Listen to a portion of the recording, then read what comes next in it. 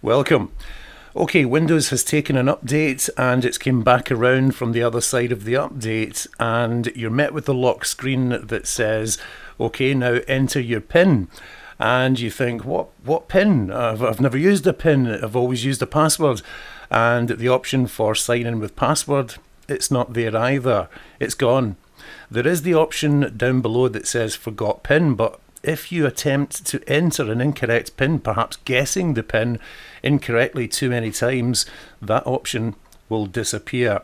Now, the good news is there is a way to get back into Windows. The bad news, it's going to take some time. This will take about half an hour, maybe more, depending on the speed of your computer.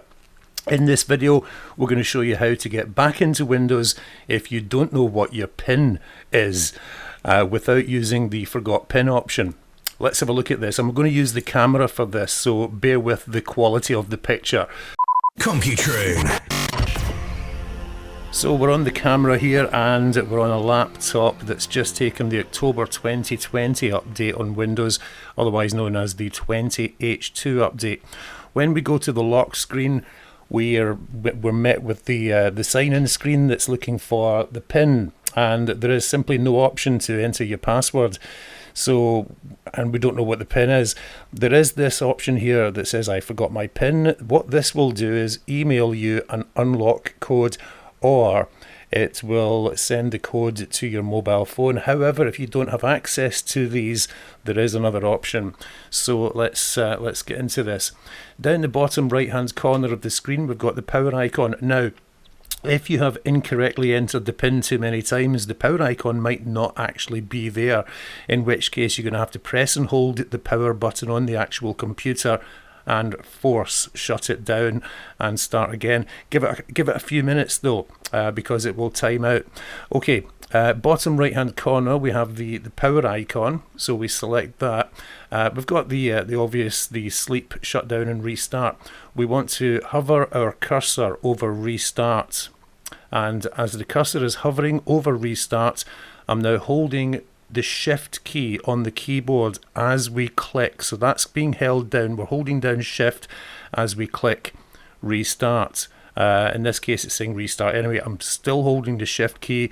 We'll go for restart anyway, and we're met with the option, or the text, please wait. Now this shouldn't take long, this should only take a few seconds to come back around, and what we're doing here is launching into recovery mode. Now there will be the option when this comes back around to run system restore, but we're not going to use that option in this case. What we're going to use instead, we're going to roll the computer back, but not using system restore. In fact, oh sorry, let me just talk you through this. Choose an option. We want troubleshoot. Okay, then we want advanced options. Now there's system restore there. We could take that, and there's every chance that when you do opt for system restore, your computer might not have been creating restore points, so there may be no restore points there. There's a quicker way in to roll back. We go for uninstall updates, and from here we want to uninstall the latest feature update. So we go ahead and do that. We click uninstall the latest feature update, and this part could take, it will ask you to confirm. This part could take you some time. It could take half an hour. It might be longer than that. So go and make a cup of tea or do what you want to do, then come back and it will have rolled back to previously. So it's just taken out that update that's taken ages to install in the first place. Don't worry about that. We'll get to that in a moment. There's a quick way of getting this Windows 10 update back in a wee bit quicker than it went in. So go ahead and uninstall the latest feature update and wait for the computer to come back around. Now when the computer comes back around, you'll be met with the lock screen again, not this screen. You'll be met with the lock screen, but this time it will give you the option to use your password. So your password has to go in there and it will let you in. Once you're in there, go to Start menu, open Settings, and this is the main Settings section. We want to take Accounts. And from within Accounts, this is important that we do this, we want Sign In Options. And from Sign In Options, what we want to do is first of all remove the PIN. So in here we can either remove or change. We want to remove the PIN completely, Then we're going to restart the computer. Now, once the computer has restarted, we're going to go in and we're going to go into settings and accounts and sign-in options. Then we're going to add a PIN, but you're going to write it down or you're going to memorize it. You're going to remember it this time. So we're actually taking the PIN out, having signed in with the password again, having rolled it back and taken these updates out. You're going to take the PIN out, reboot. Then you're going to go back into the same bit again, sign-in options, within settings and accounts, sign-in options, and we're going to add a PIN. And this time we take a note of it. It could be, I don't know, part of your phone number or something that's easy to remember just to get past this hurdle.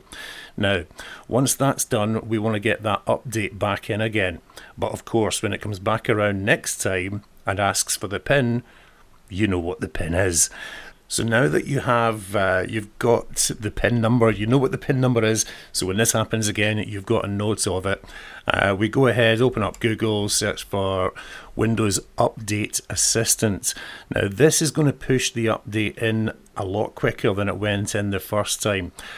We Google Microsoft Windows Update Assistant, and we go ahead and we download the Update Assistant. It will take it to your country, whichever country or location that you are. Microsoft will direct you to the local version of that.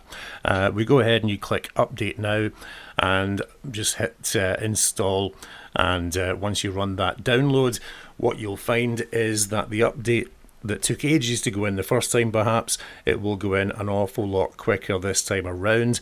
And of course, better still, once it completes, it will come back around, it will ask you to put your PIN number in.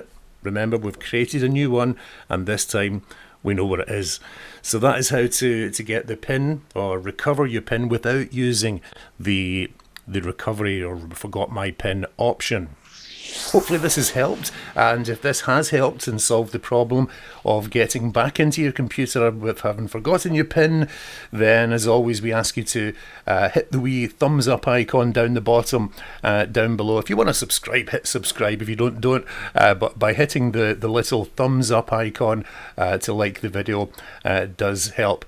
Big thanks for watching. Until next time, let's say bye for now. Computroon. On Facebook and online at www.computroon.co.uk.